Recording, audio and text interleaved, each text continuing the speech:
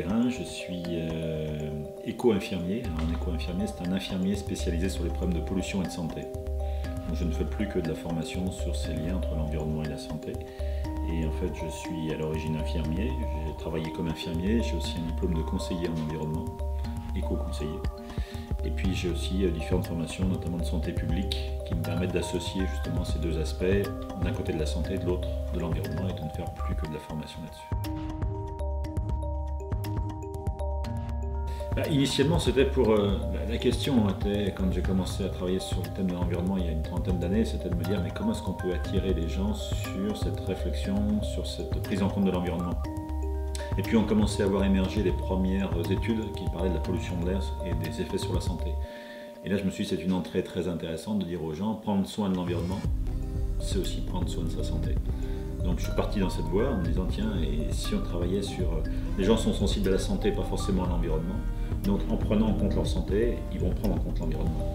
Et petit à petit, les études sont arrivées, se sont multipliées et renforcent justement le très grand nombre de liens, incroyable nombre de liens entre l'environnement justement et la santé.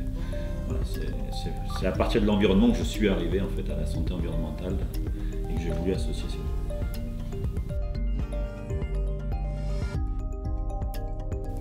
Ah ben, je dirais, c'est un petit peu méchant pour les collègues qui travaillent dans les services, je me définis comme un vrai professionnel de santé. Non pas qu'ils ne fassent pas un vrai travail, mais que ce sont des personnes qui font que du curatif. La plupart du temps, les infirmiers et les infirmières, mais comme les médecins, comme la plupart des soignants, qui se prétendent des professionnels de santé, ne font que du curatif. Donc on est dans un système qui ne fait que gérer des crises sanitaires. Notre ministère de la Santé n'est pas un ministère de la Santé, c'est un ministère de la Maladie. Les professionnels de santé ne sont pas des professionnels de santé, mais des professionnels de maladie. Est-ce que vous allez souvent voir un médecin quand vous êtes en bonne santé? Pour dire comment je peux faire pour rester en bonne santé le plus longtemps possible? Non. Et bien c'est justement, là l'idée c'est de travailler, et c'est à mon avis ce qui différencie un éco-infirmier d'un infirmier standard, je vais dire classique, c'est quelqu'un qui travaille vraiment sur la prévention et la prévention des facteurs de risque liés à l'environnement. Comment concrètement chez soi, dans son comportement, on peut réduire les expositions à toute une série d'agents physiques, chimiques qui peuvent affecter notre santé, et comment éviter donc ces expositions pour rester en bonne santé le plus longtemps possible, tout simplement.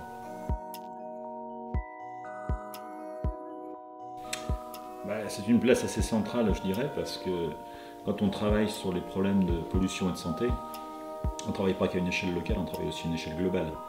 Donc la lutte contre le réchauffement climatique est devenue un enjeu majeur et je dirais est en filigrane de l'ensemble de mes interventions. C'est-à-dire que pour améliorer la qualité de l'air chez soi, il ne faut pas participer à augmenter la consommation d'énergie. On peut, pour avoir une meilleure qualité de vie, mettre les systèmes de climatisation chez soi, mais en faisant ça, on augmente la consommation d'énergie et de fait, si on se protège soi-même localement, on dégrade les choses sur un plan global. Donc il faut avoir ce souci de cohérence. Donc ça fait très longtemps, en fait, depuis que je travaille sur l'environnement, depuis une trentaine d'années, j'ai toujours été intéressé à ces problèmes d'énergie, parce qu'en plus il y a aussi ce problème non seulement du réchauffement climatique, mais il y a aussi le problème de comment produit-on cette énergie, quelles sont les ressources auxquelles on peut avoir accès. J'ai beaucoup travaillé notamment sur le domaine de la radioactivité, sur le domaine des pollutions radioactives, et on se rend compte que le nucléaire ne peut pas être une solution durable, ne serait-ce que parce que les ressources d'uranium sont limitées. Le pétrole, c'est pareil, la baisse actuelle du prix du pétrole n'est que très temporaire. On est parti de toute façon vers des périodes où l'énergie va être chère. Donc toutes les sources de production d'énergie sont, je dirais, certaines sont bien pires que d'autres, je dirais, mais on a déjà besoin de contracter cette consommation énergétique. Et ça, c'est ce qu'on essaye de mettre aussi en place au niveau de notre habitation, par exemple. On est dans une maison passive avec très faible consommation d'énergie. Il ne suffit pas d'avoir des idées, il faut essayer de les mettre en cohérence avec ses agissements. Donc on essaye dans le quotidien aussi de limiter très fortement notre consommation d'énergie dans les transports, dans l'habillement, dans l'habitat, dans l'alimentation. Il y a mille et une façons de participer à la contraction de notre consommation énergétique, tout en vivant mieux.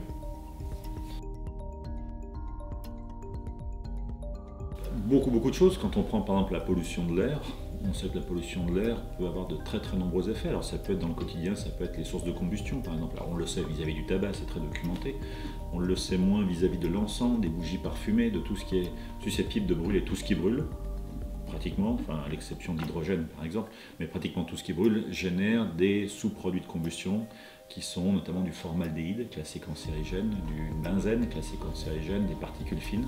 Les particules fines qui sont évoquées aussi comme étant en lien possiblement, par exemple, avec les troubles du comportement chez l'enfant, ou les problèmes par exemple, d'autisme. On a énormément d'éléments, là j'ai parlé juste de l'air, mais on pourrait parler de l'alimentation, avec tous les toxiques qu'on peut trouver dans l'alimentation, les pesticides par exemple, certains contaminants introduits sciemment aussi, les additifs alimentaires, les résidus d'emballage qui se trouvent en contact avec les aliments, les techniques de conservation des aliments, les techniques de cuisson des aliments. On retrouve généralement comme solution, c'est ce qui est intéressant, le besoin de retourner vers des choses simples. Des choses simples, en fait pratiquement ce que faisaient nos grands-parents, sans trop savoir que c'était peut-être les meilleures solutions. Alors on a eu beaucoup de gadgets dans notre quotidien, il faudrait faire de ces gadgets quelque chose d'intelligent en termes d'usage, parce que on se sert trop souvent des techniques sans trop y réfléchir. Le téléphone portable est un super outil, mais l'usage qu'on en fait est souvent délirant. Il ne s'agit pas de jeter l'outil, il s'agit simplement de se dire utilisons intelligemment cet outil de façon à en avoir les bénéfices, en réduisant pour autant les risques qui sont susceptibles d'arriver suite à ces expositions. Malheureusement plutôt négative. Malheureusement plutôt négative parce qu'on sait par exemple qu'il y a de très nombreuses pathologies dont on voit l'incidence augmenter très sensiblement. Le cancer par exemple. On a aujourd'hui en France pratiquement 365 000 nouveaux cas de cancer par an, alors qu'il y a 30 ans de ça, on était à 160 000 nouveaux cas. Alors, la population augmente, le vieillissement de la population aussi, on a plusieurs facteurs qui expliquent aussi une augmentation des cas, mais ça n'explique pas tout, très très loin s'en faut. Les cancers pédiatriques, les cancers de l'enfant progressent, les malformations, les troubles du comportement, les problèmes de fertilité par exemple, les problèmes aussi d'allergie, c'est l'explosion des allergies, des pathologies respiratoires. Quand on regarde un petit peu ce qui se passe sur l'épidémiologie, quand on essaie de lister le nombre de maladies qui progressent, on est assez frappé de voir effectivement qu'on est face à une situation où on a une vraie dégradation de la santé de la population, qui conduit d'ailleurs à une augmentation des dépenses de santé, qui conduit aussi à des pressions fortes sur le système de santé, qui risque de voir effectivement s'effondrer la sécurité sociale avec la perte de ce dernier lien dans la nation que le constitue. C'est un très vaste sujet, c'est difficile à dire. On n'a pas de certitude sur le sujet. On a des présomptions. Et je suis de ceux qui pensent qu'il ne faut pas attendre d'avoir des certitudes pour agir, parce qu'on est aussi dans une dynamique où c'est maintenant toute la population qui est exposée à ce genre de choses, de près ou de loin. Donc même si le risque vient se confirmer demain et qu'on dit que le téléphone portable constitue un vrai risque de cancer, l'Organisation mondiale de la santé a classé en 2011 les téléphones portables comme possiblement cancérigènes. Si un jour on arrive à conclure que c'est cancérigène, mais on dira peut-être c'est faiblement cancérigène, le problème c'est que l'ensemble de la population est exposée. Et si on est sur un risque de faible niveau, mais qui expose toute la population, l'impact en termes de santé publique peut être conséquent. Voilà, on a systématiquement des solutions, il faut les mettre en œuvre, et puis essayer là encore de garder un bon sens tout simplement, et se dire on ne va pas jeter la technique et la modernité, il s'agit simplement d'en faire quelque chose d'intelligent, d'éclairé. Je ne pense pas qu'il y ait d'énergie qui soit dans la production inoffensive. Après, il y a celles qui sont effectivement largement plus intéressantes que les autres. Donc pour moi, la seule énergie qui est vraiment sans risque, c'est soit l'énergie, je veux dire, mécanique humaine d'ailleurs, et qui, quand on bouge son corps, on protège aussi son corps vis-à-vis de très nombreuses maladies, donc c'est très intéressant, on protège sa santé en bougeant, plutôt qu'en prenant sa voiture par exemple.